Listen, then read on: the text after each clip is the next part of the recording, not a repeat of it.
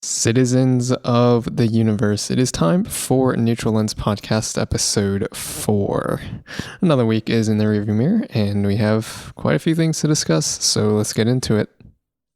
All right, first question on the docket is a relationship topic. It feels like almost tradition to start off with one at this point, even though it's only been 4 episodes. So last week we had someone asking how to deal with his girlfriend cheating on him in a relationship. This time, this boy cheats on his girlfriend in the relationship, and he's asking how to get her to trust him again. So he's saying that it was only one time. You know, they've been dating for 2.5 years.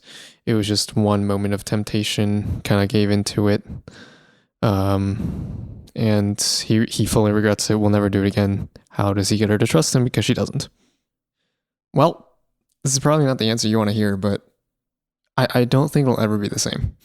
You know, you can do your best to get her to trust you, but when you've already breached that trust once, it's always going to be in the back of her mind. It's always going to be the back of your mind. And as much as you guys want to make it work, sometimes the dynamic is just never going to be the same. And that's nobody's fault. You know, it affects the way that you see each other in ways that are really hard to understand or really hard to describe. But yeah, like I would just say that you can't force anything, you know, you can't make her trust you. It is ultimately her decision, and you have to respect it whichever way it goes. You know, if she decides to leave you, if she decides I'm not doing this, I can't risk it, you know, it's just not the same. You can't be upset about that. Like, you're the one who messed up in this situation, and no matter how hard you try, maybe it's just never enough. And that's the thing with trust, right? It's so hard to gain and it's so easy to lose. So you really have to be careful with that. You can do your best to be extremely open. Like, I think the best way to regain someone's trust is to never hide anything and just to show them what they're looking for. Like, be open, be honest, and communicate. You know, if they can see you putting in effort, legitimate effort, that's going to start to change their mind, because the last thing anyone is looking for is someone who is kind of unwilling to break habits, right? But if you are genuinely serious about wanting to maintain this relationship with this girl, and you know, you should just be open about everything, communicate about where you're going, what you're doing. You don't have to like give her a constant blow by blow every single day, but if you're heading out without her, just let her know where you're going, things like that. And I'm sure that she will appreciate how open you are. Like, I think the only thing that you should keep secret really is like trying to find her an engagement ring when the time comes.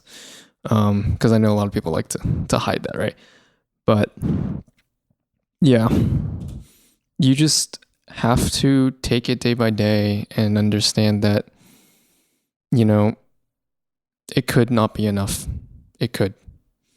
But if you are just putting as much effort as you can, always being open, answering your questions honestly, then if she's willing to give you a chance, then it might work out. But that's the only way, you know, and respect her opinion no matter what. All right, next topic. Can I break an addiction on my own, or should I seek help?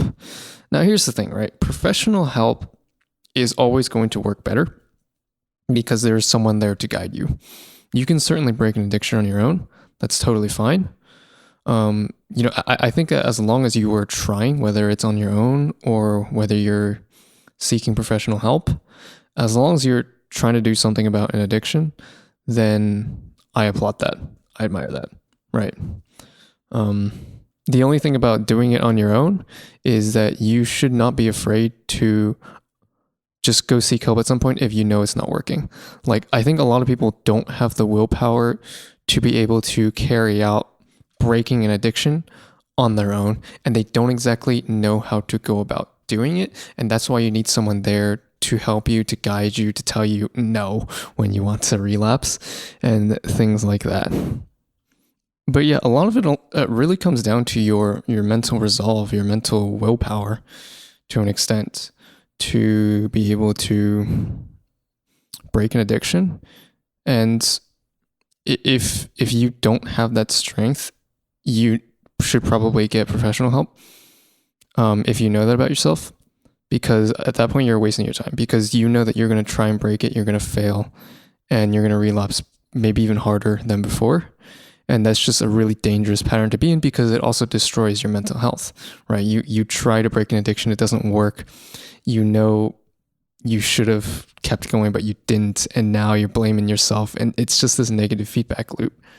So it can be dangerous to an extent. I would say that, if you don't fully believe in yourself, then get professional help, and don't be afraid to say it. I'm trying to quit on my own. It's not working. I'm going to go get someone.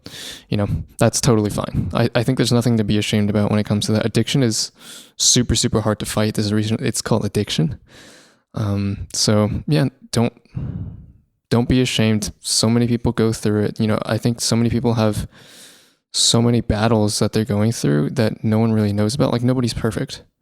If you just walk down the street and take a look around you, I would say more than half of those people are fighting some serious mental battle that you have no idea about. You don't just walk around, see everyone happy and laughing and think that you're the only one in that kind of situation. No, you're not. Everyone's got something going on, and that's okay. So don't be afraid to seek help. Although I will say, if you're trying to quit on your own, you have to do it the right way. In the sense that you need to have a plan, and you need to stick to it. Like, you shouldn't be quitting all at once. If you're quitting drinking, for example, and you drink, I don't know, let's just start with something like 5 glasses a day, okay? Or 5 beers a day. You shouldn't just go from 5 to 0. I think that's pretty obvious, but you can't just stop, because it makes the withdrawal much harder. But let's just say you give yourself 6 months to go from 5 to 0. Well, your first month should be about 4, maybe 3. And you just slowly get used to dealing with only having 3 or 4 beers in a day. And then once you get used to that, go down to 2. Give yourself, I don't know, like a month, 2 months, something like that. And just slowly cut it down and stick to that routine. Whatever your plan is, just try and stick to it. Once you get used to it, just move on and stay patient. If you just can't get used to it, give yourself a little bit more time. That's totally fine. As long as you're continuing to try and improve, and you're not trying to go too fast, right? Like, you can't just be like, oh, that was okay, and then just move on quickly, because it can cause the withdrawal to be really hard. But yeah, just take it slow. Change doesn't happen instantly, and just take it one day at a time. Perfect segue into the next part, which is, how do I make a change? How do I make a lifestyle change, a habit change, things like that? I think it really is the same thing as breaking an addiction, or at least the core concepts are. You have to stay patient, you have to have a goal, and you have to take it slow. Like, changes don't happen overnight. You just want to have an idea of what you're going for. Let's just say you want to start going to the gym 3 times a week. Okay. So the difference between gym and addiction is that you can just start going 3 times a week. You don't have to go once and then twice and then 3 times unless you're getting super tired. That's something else. But you want to make a plan. So I'm going to go, I don't know, 6 p.m. after work or something, and stick to that plan. Stay consistent. Have a consistent schedule. You want to build this into your habit, into your routine. It's much easier for you to go to the gym every single time. Let's just say Monday, Wednesday, Friday at 6 p.m. I'm going to head to the gym after work. That's much easier to do than to say, okay, I feel like going today. I don't feel like going today. I've only gone once today or this week. I need to go twice, in the next 2 days, which can kind of suck. But, just make a plan and then stick to it. And that routine is really important to build discipline. Like discipline is the second part of it, where maybe you don't feel like going today, maybe you're a little bit tired, but you still make yourself go to the gym and do all your reps, do all your sets, because that is what builds character. That is what builds the foundation of this change. If you're kind of just wishy-washy going to the gym and then deciding, I don't really want to go today, I'm not going to go, that's a really easy way to not get into the habit of going to the gym, you know? But if you're saying, I'm going to go 3 times a week at the same time, every single time, and I'm going to go no matter what, unless like, family emergency or I get sick or something, then that's how you make that change. And it's not going to happen in a month. You're not going to get used to going to the gym in 1 month. It'll probably take 3 or 4 months, but you just want to stay patient and let it happen and understand that, you don't see results instantly. We live in a world of instant gratification.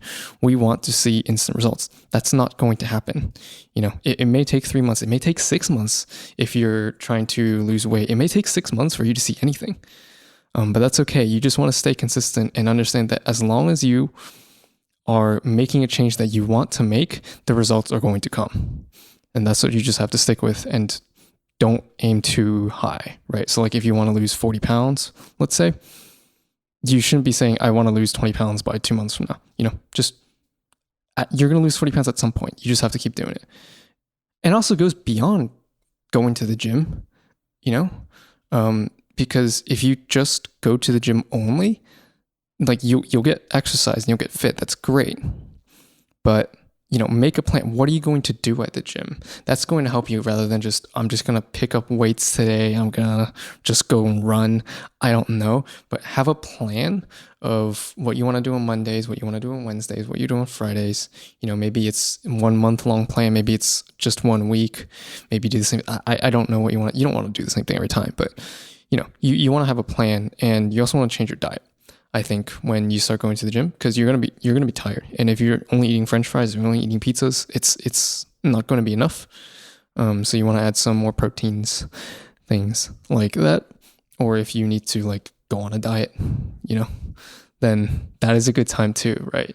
Where I think that the way that this lifestyle change is sort of the opposite from the addiction talk from earlier, is the fact that like, I would say for addiction, you need to slowly wean off of something. But for lifestyle changes, I think if you start going to the gym, you shouldn't go to the gym for 3 months and then change your diet. You change your diet as well as start going to the gym, and then just stick to it.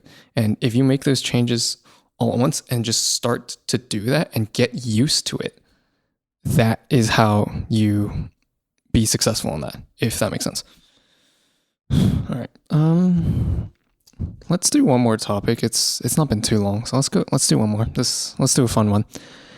Should you kill bugs that get into your home? Honestly, it depends.